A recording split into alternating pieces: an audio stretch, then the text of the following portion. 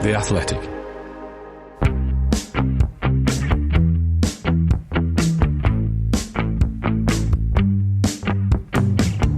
Hi folks, welcome to another Friday episode of the Athletic FPL podcast. I'm Mark McGettigan. You can find me on Twitter at FPL General. Happy Friday to you all. It's a Saturday FPL deadline this week, 11 AM UK time. Since Tuesday's episodes, Harry Kane has revealed he's staying at Spurs, or in other words, he's got no choice but to stay. And there's lots of speculation about Mr. Cristiano Ronaldo.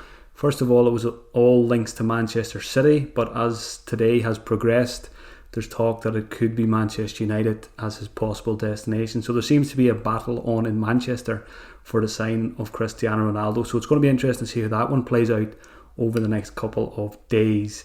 In today's episode, I'll cover the main news from the press conferences, answer Twitter questions, and discuss captaincy for the weekend, which is wide open this week. Visit theathletic.com/FPL pod to get 33% off an annual Athletic subscription. In doing so, you'll get ad-free versions of this podcast. The main news from the manager press conferences this week, starting with Arsenal. Ben White's health and fitness will be continually monitored ahead of Saturday. So Ben White hasn't been ruled out of the Manchester City fixture. Probably looks unlikely that he's going to be back. But I think if you've still got Ben White at this stage, and if you've got three defenders you can play this week and leave White on the bench, I think I'll just keep him because Arsenal have a good run of fixtures from Gameweek 4 onwards. Tierney and Saka, both were slight doubts going into this weekend, but both are available for selection. At Aston Villa, Ollie Watkins will train today and will be available for selection if he comes through it unscathed. So Watkins could be back in the mix this weekend. Leon Bailey and Bertrand Traore have both been ruled out of Game Week 3. On to Brighton, Graham Potter said he's hopeful that Neil Maupay will be involved against Everton, having trained yesterday. Danny Welbeck could be back on the bench also. At Leeds, big return for them. Llorente at centre-back. He looks like he'll get a recall to the starting 11. Looks like he's fit now, so that's big news for their defensive assets. Leicester City, Vestergaard is ruled out again, so we could see Amartey get another run out at centre-back. Ryan Bertrand is available now as well, having had some COVID issues, so he is an option at left-back for Brendan Rodgers. On to Liverpool, there was a few quotes. There's no injury issues, there was just a few quotes on Tsimikas and Robertson on the left-back position. So Klopp said, there is no battle. Players don't battle each other. It's about who's in good shape. We have two really good left-backs, and it was always the idea to have that. Both will get games this season. It's up to them to give me a decision to make. So it looks like Tsimikas will get more games this season. How many, we don't know. I still would imagine that Robertson will come back in against Chelsea this week because, it's a big game. Robertson's the more experienced player. So Tsimikas has a great start to the season. So maybe we will get more games out of him at some point later in the season. But at the moment, it looks like he's probably dead as an FPL option. If you've still got him, you could maybe chance it. Stick him in your starting 11 this week and hope that he starts. But again, it's a tough fixture anyway. And I fancy Mr. Lukaku to wipe out that Liverpool clean sheet anyway. So yeah, Tsimikas and Robertson will probably share game time this season, which is probably bad news for Robertson as an FPL asset. At Manchester City, Benjamin Mendy has been suspended by the club after being charged by the police. He was in court today. I think he's been remanded in custody, so we're not going to see him again probably in FPL. Kevin De Bruyne was left out of the Belgium squad due to an ankle injury, and Pep just confirmed today as well that he's getting better, but he's still not fit, so we won't see Kevin De Bruyne in Game Week 3. And finally at Newcastle, Steve Bruce expects Saint-Maximin to be okay despite picking up a knock. So that is the main news from Thursday and Friday's press conferences. On to the Twitter questions now. First one is from Sean.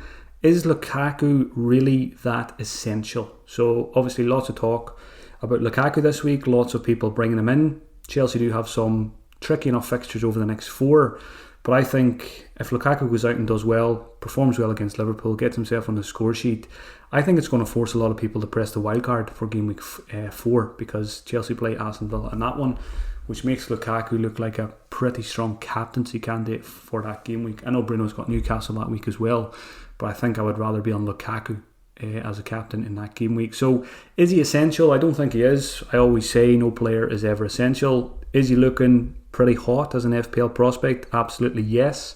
So I'm probably going to go without him for a couple of weeks just because it's very hard to get there. I used my 2 free transfers already this week, so I'm only going to have 1 free transfer for game week 4. So it's going to be extremely difficult to get Lukaku without taking a hit or 2.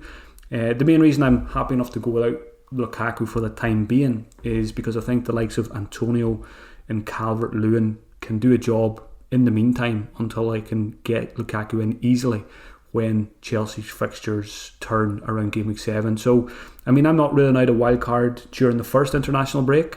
I'm just going to see how game week 3 goes and see if a wild card feels right during the break. But most likely I'll probably hold off on Lukaku and just wait until around that game week 7 period when Chelsea's fixtures improve. So he's not essential, but if you can get to him easily, I probably would do so. Question from Mark Lynch. With all the exciting premiums around, do you prefer a load up on premium assets and a number of cheap players to enable it strategy, or prefer to spread the cash throughout the team for a more balanced, solid squad? So yeah, this is going to be the big question we're probably going to be asking ourselves for the rest of the season now. How do we approach it? Do we squeeze in as many of these 10 million plus players as we can, or do we go for the more balanced approach of a strong 11 with cash spread across fairly evenly across most positions? So at the moment my cash is spread. I've just got the 2 premiums, Bruno and Salah, but obviously Lukaku, Harry Kane and Kevin De Bruyne when he comes back as well, they're all going to force me into questioning everything about my current strategy. So at the moment I don't think we can really, after just 2 game weeks, we can't really say for sure what's the best way to approach it. But I think what it is, it's really good for the game because there was so many teams in game week 1 who looked exactly the same. I mean, so many teams still look the same. So people like Lukaku coming into it, Harry Kane staying at Tottenham and having good fixtures coming up in game week 3 and 4. And if Ronaldo joins as well, I think that'll be good for the game because it will diversify it and we'll all have, a little bit more different teams, because FPL can get pretty stale and pretty boring if most people have 9 or 10 of the same players. So yeah, at the moment I would probably say I'm in favour of the more balanced approach, which I currently have. But I mean, if Kane does well against Watford, if Lukaku does well against Liverpool, that may have to go out the window, and we might have to fit in these big guys, 3 or 4 of them, and have your Livramentos and these guys at the back, and just have kind of an unbalanced squad. But at the same time, if you've got 3 or 4 big hitters, should get you plenty of points, and you've got very good captaincy options there as well each week. So yeah, certainly going to be a very interesting couple of weeks ahead now, seeing the different paths that managers take. Question from Derek. Is it worth getting Harry Kane in for a hit this week to captain him? Would replace Salah with him and then get Salah back for game week 5. So I've seen a few people talking about this over the last day or two. Salah's got Chelsea, Kane's got Watford, very good captaincy option now. So should we get rid of Salah for 1 week and get him back for game week 5? But I never like doing that, because what will happen is you'll get rid of Salah, you'll get Kane in. Even if it goes well, something else will go wrong in your team, and it'll be much harder to get Salah back in because you'll probably have other fires to fight for game week 5. So it's not for me. I think if you've got Salah at the moment, you keep him. Yes, it's a tough fixture this week, but that doesn't mean he can't return in that fixture. Salah could easily get points in that one, but it's after that. That's why you keep him. Salah has Leeds, Crystal Palace and Brentford after the Chelsea fixture. So I don't think it's worth taking him out when he's got those really good fixtures to come afterwards. To me, that's 2 free transfers, or maybe more if you're taking hits, that could be better used elsewhere in your squad. You've probably got weak areas of your squad that you'd be better off using your transfers on, rather than those luxurious Salah to Kane, back to Salah transfer. Attention listeners from across the galaxy, our friends at Manscaped have you cleared for takeoff this August with the Lawnmower 4.0. Join the 2 million men worldwide who trust Manscaped and get 20% off their brand new performance package and free shipping by going to manscaped.com and entering the code EPL20. Inside the package you'll find their Lawnmower 4.0 trimmer, Weed Whacker ear and nose hair trimmer, Crop Preserver Ball Deodorant, Crop Reviver Toner, Performance Boxer Briefs, and a travel bag to keep it all together. The Lawnmower 4.0 now comes with an LED spotlight you can turn on and off when needed for a more precise shave throughout your travels this summer. And the Weed Whacker ear, nose and hair trimmer now provides skin-safe technology to help present nicks, snags and tugs in those delicate holes. So sign up to Manscaped this summer and get 20% off and free shipping with the code EPL20 at manscaped.com. That's 20% off plus free shipping with the code EPL20 at manscaped.com.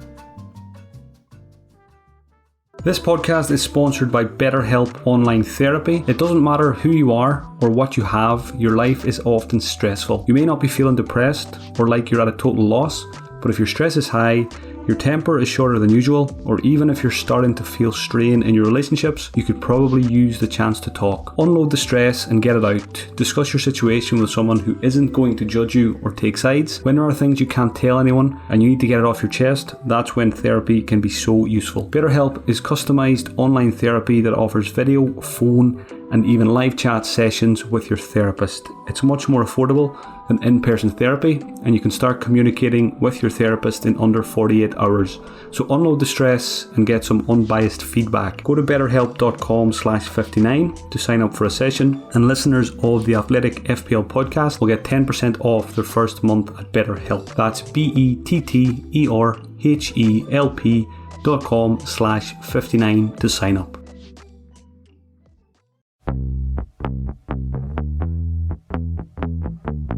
Question from Harrison Davis: will you consider Ronaldo if he joins City?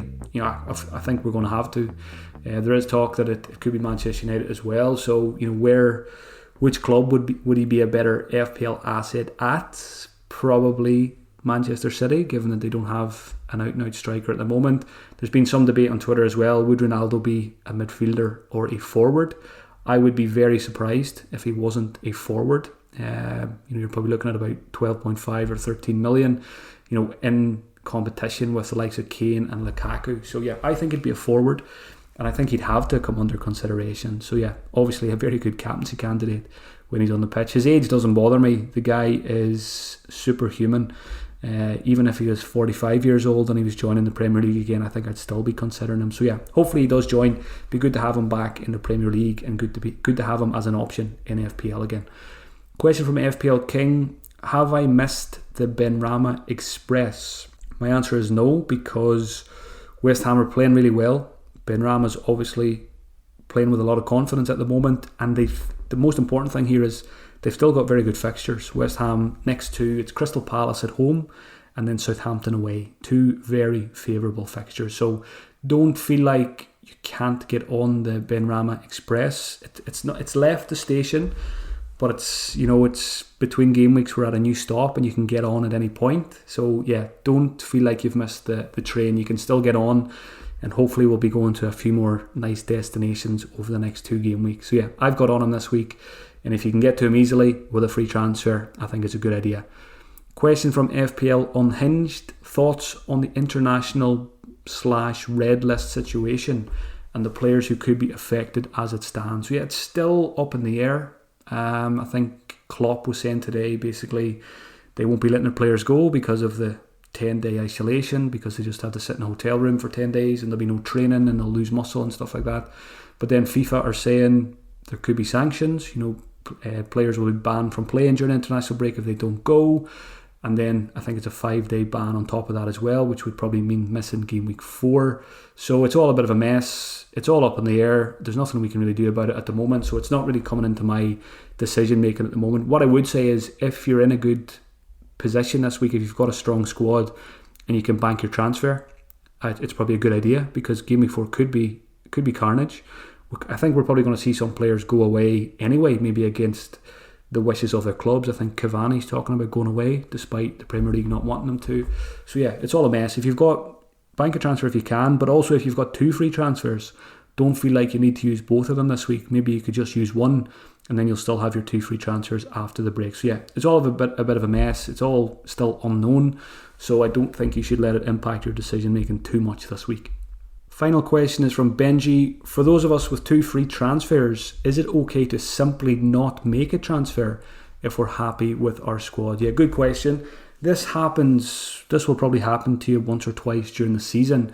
You're in a scenario, you've got 2 free transfers, but you're completely happy with your 15 players. So not just your starting 11, you're very happy with your 4 substitutes as well. And if that is the case, don't make a transfer just for the sake of it. Sometimes you will be in a scenario where it's not possible to make an improvement in your squad. So just because you have 2 frees, don't feel like you need to use it. In most cases, most scenarios, there is something you will be able to find that you can improve, even if it's changing, a 4 million defender to a different 4 million defender who's more likely to play or something like that, or maybe your second goalkeeper. But if you are totally happy with your 15 players, just leave it. Don't make a transfer for the sake of it, and just see it as a positive. Look at it in a way that you've managed your squad very efficiently, and it's a luxury that you have. And always remember as well, if you do have 2 free transfers and you don't use them, you'll still have 2 free transfers to follow in game week. Next up is captaincy for game week 3. I think it's probably one of the most wide open captaincy game weeks we'll see all season. There's lots and lots of options, probably about 10 options you could make a case for the armband this game week. I think the top 3 options are Antonio at home to Crystal Palace, Bruno away to Wolves, and the Tottenham guys at home to Watford. So whether you've got Son or if you're going to fit Harry Kane in, I think those guys are right up there in the top 3. I put a poll on Twitter a couple of days ago. I just said, who is the best option out of Antonio and Bruno Fernandes? Just 2 options. There was about 14,000 votes on that poll, and Antonio ran away with it. He got about 56%. Bruno got 21%. And the third option, which was see the results, was 23%. So that gives you an idea of what the Twitter bubble are thinking in terms of captaincy this week. It's probably going to be mostly Antonio. But just remember, in the overall grand scheme of things, in the 7 million or whatever it is playing the game, you're probably still going to see Bruno probably as the most captained. Salah will still be very highly captained. So yeah, Antonio will be very much a Twitter captain pick this week. The other options, you could go Salah or Lukaku in the big game of the weekend. I think both are viable, but I tend to avoid those big fixtures for captaincy because they're quite unpredictable. Manchester City are at home to a pretty poor Arsenal side, so if you've got a Manchester City attacker, that's probably tempting. Again, rotation probably scares me off that one. Danny Ings plays Brentford at home. Villa haven't been great, but Ings has still found a way to get the goal, so he could get another 1 or 2 this weekend. Calvert-Lewin plays Brighton. I think he's a viable candidate as well. I even like Callum Wilson at home to Southampton. Then you've got Leicester playing away to Norwich. Probably the best fixture of the season for anyone when they play Norwich. Jamie Vardy is probably the safest Leicester captain if you have him. And then Rafinha and Bamford play Burnley as well. So there's loads and loads of options. But like I said, I probably wouldn't look past those top 3. Son or Kane, if you've got them, against Watford. Antonio against Crystal Palace. Or Bruno away to Wolves. And I didn't even mention, Benrahma's an option. Mason Greenwood's an option. So it's completely wide open for captaincy this week. And when it's completely wide open, I think you're allowed to be a bit more brave. Maybe it's a week to try something different with your captaincy because it shouldn't hurt you too much. Because the captaincy should be pretty spread across your mini leagues. So my conclusion, having given it some thought today, I always try and keep my captaincy thought process very simple on a Friday. I don't overthink it too much. I don't look at stats too much. I just try and go on gut instinct, mainly on fixture as well. So I'm going to go Antonio, and Bruno Fernandes will be my vice captain. Antonio, couple of reasons. Obviously, good form to start the season. Playing with probably as much confidence as possible. Player confidence is always a big factor for me in this as well. It's a favourable fixture against Crystal Palace. It's a home fixture. And probably most importantly, West Ham are playing really well. They've started the season very well. So there's 5 pros for Antonio. So yeah, I'm not going to overthink it. And the West Ham man will get my armband this weekend. Having made my 2 transfers on Tuesday, which were Benrahma and Calvert-Lewin in for Grealish and who was the other one? Tony. My starting 11 for the weekend looks like Sanchez, Trent, Shaw and Ayling. Midfield 4, Salah, Bruno, Rafinha, Benrahma. and up front Antonio, Ings and Calvert-Lewin. Very nice team on paper, which probably means they're going to score about 25 points in total. Best of luck to you all for Game Week 3, folks. Enjoy the games and enjoy the international break. The next Athletic FPL podcast will be released on Tuesday, September 7th. That's the week leading up to the Game Week 4 deadline. If you'd like to hear podcasts from me during the break, check out patreon.com/FPL General. Have a great weekend, everyone.